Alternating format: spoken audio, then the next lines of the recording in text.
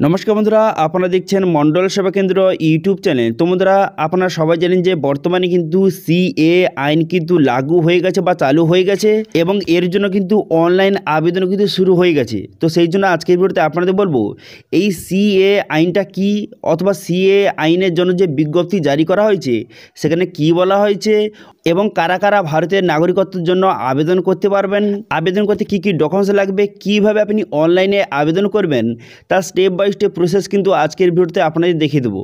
তো সেই জন্য ভিডিওটা প্রথম থেকে শেষ পর্যন্ত অবশ্যই দেখবেন মনোযোগ সহকারে, এবং আমাদের চ্যানেলে প্রথমবার ভিজিট করে থাকলে আমাদের চ্যানেলটিকে সাবস্ক্রাইব করে রাখুন এবং পাশে থেকে বেল আইকনটি অন করে রাখুন, কারণ আমরা এরকম রিলেটেড নিত্য ভিডিও নিয়ে আসি। তো চলুন আজকে ভিডিওটা শুরু করা যাক। তো এখানে বলা হচ্ছে দেশ জুড়ে কার্যকর করা হলো সিএএ, বিজ্ঞপ্তি জারি করলো কেন্দ্র সরকার।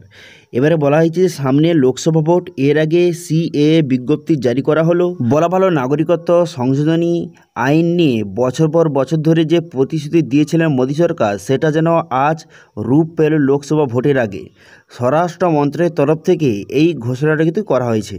ঠিক আছে, উত্তরবঙ্গের আলিপুরদুয়ার থেকে সিএএ প্রসঙ্গ তুলে দিয়েছিলেন কেন্দ্রীয় স্বরাষ্ট্রমন্ত্রী অমিত শাহ। এরপর শুরু হয়েছিল স্বপ্ন বোনার কাজ।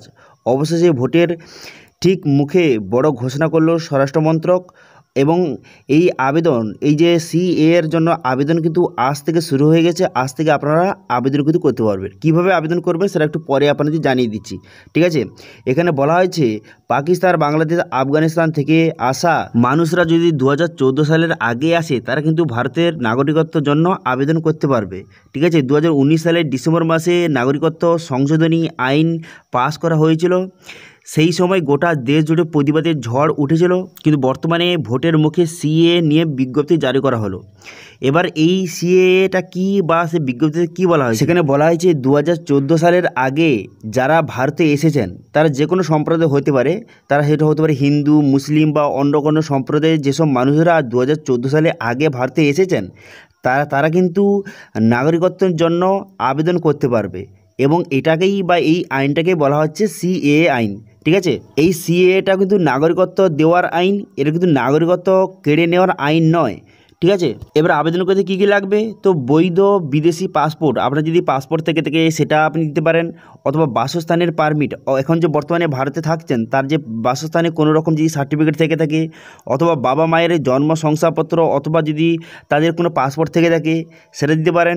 এছাড়াও কিন্তু আবেদনকারীর স্বামী বা স্ত্রীর কাছে যদি ভারতের কোনো পাসপোর্ট থেকে থাকে সেটা দিতে পারেন, অথবা বিয়ের শংসাপত্র, এখানে এসে যদি বিয়ে করেছেন তার শংসাপত্র বা ম্যারেজ সার্টিফিকেট যদি আপনার থাকে সেটা দিতে পারেন, অথবা ভিন দেশ থেকে এলে বিদেশি নাগরিকত্ব হিসাবে কোনো রেজিস্ট্রেশনের কোনো যে সার্টিফিকেট যে আছে সেটা আপনি সাবমিট করতে পারেন আবেদনের সময়, অথবা যদি আপনার কাছে কোনো রকম ডকুমেন্টস থেকে থাকে সেটা সাবমিট করতে পারেন। তার দ্বারা যাতে বোঝা যায় যে আপনি 2014 সালের আগে ভারতে এসেছিলেন, সেটা যেন বোঝা যায়। সেই সার্টিফিকেট যেন 2014 সালের আগে যেন তৈরি হয়ে থাকে, তাহলে ঠিক আছে, তাহলে কিন্তু আপনি নাগরিকত্বের জন্য আবেদন করতে পারবেন।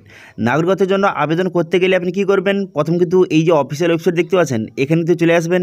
চলে আসার পর এখানে দেখতে পাচ্ছেন, এখানে আবেদন করার জন্য, এখানে অনলাইনে আবেদন করার জন্য click here to submit application, এই অপশানে ক্লিক করবেন। এখানে ক্লিক করে দেওয়ার পর আপনার মোবাইল নাম্বার বসাবেন, তারপরে ক্যাপচা বসিয়ে এখানে কিন্তু কন্টিনিউ বাটনে ক্লিক করবেন। কন্টিনিউ বাটনে ক্লিক করে দেওয়ার সঙ্গে সঙ্গে তারপর কিন্তু আপনার এখানে নাম, এখানে আপনার নামটা বসিয়ে দেবেন। নাম বসিয়ে দেওয়ার পর ইমেল আইডি এবং মোবাইল নাম্বার দেওয়া রয়েছে। এরপর ক্যাপচা বসিয়ে এখানে সাবমিট বাটনে ক্লিক করবেন। সাবমিট বাটনে ক্লিক করে দেওয়ার সঙ্গে সঙ্গে তারপর কিন্তু নেক্সট পেজ আপনার সামনে ওপেন হয়ে যাবে। হয়ে যাওয়ার পর আপনার ইমেল আইডি এবং আপনার মোবাইল নাম্বারে ওটিপি আসবে। সেই ওটিপিটা বসিয়ে দেওয়ার পর ক্যাপচা বসিয়ে এখানে সাবমিট ওটিপি বাটনে ক্লিক করবেন। এরপর কিন্তু আপনার সাইন আপটা হয়ে গেলে এরপর সাইন ইন করবেন। এখানে কিন্তু আপনার মোবাইল নাম্বার বসিয়ে ক্যাপচা বসিয়ে এখানে কন্টিনিউ বাটনে পুনরায় কিন্তু ক্লিক করবেন। ক্লিক করে দেওয়ার সঙ্গে সঙ্গে আপনার মোবাইল নাম্বারে একটা ওটিপি যাবে, সেই ওটিপিটা বসিয়ে এখানে কিন্তু সাবমিট বাটনে ক্লিক করবেন।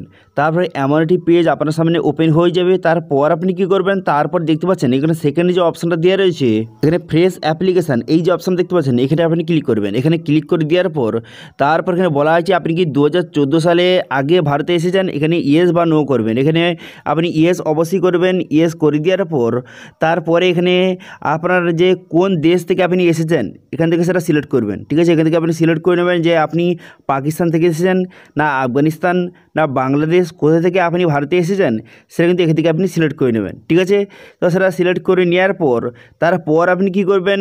তারপরে আপনি হিন্দু মুসলিম যেটা হয়ে থাকে সেটা সিলেক্ট করবেন। করে দেওয়ার পর তারপরে এখানে বলা হয়েছে যে আপনার কোনো রকম যে পাসপোর্ট আছে নাকি, যদি আপনার কাছে কোনো রকম পাসপোর্ট থাকে তাহলে ইয়েস করবেন অথবা এখানে নো করবেন। আপনি যে তখন ভারতে এসেছিলেন সেই জন্য কিন্তু পাসপোর্ট আপনার রয়েছে, এখানে ইয়েস বা নো করবেন।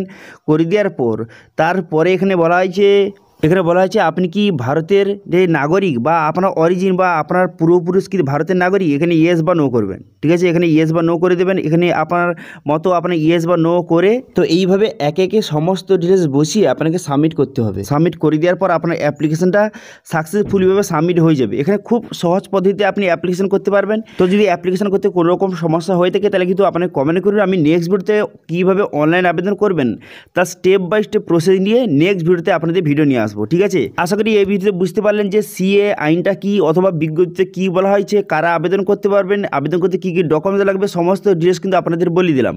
যদি ভিডিওটা ভালো লাগে থাকে এই ভিডিওটাকে লাইক করে দেবেন এবং ভিডিও কিন্তু বন্ধুর সঙ্গে শেয়ার করে দেবেন। এবং আমাদের চ্যানেলে প্রথমবার ভিজিট করে থাকলে আমাদের চ্যানেলটিকে সাবস্ক্রাইব করে রাখুন এবং পাশে থাকা বেল আইকনটিকে অন করে রাখুন, কারণ আমরা এরকম রিলেটেড নিত্য ভিডিও নিয়ে আসি।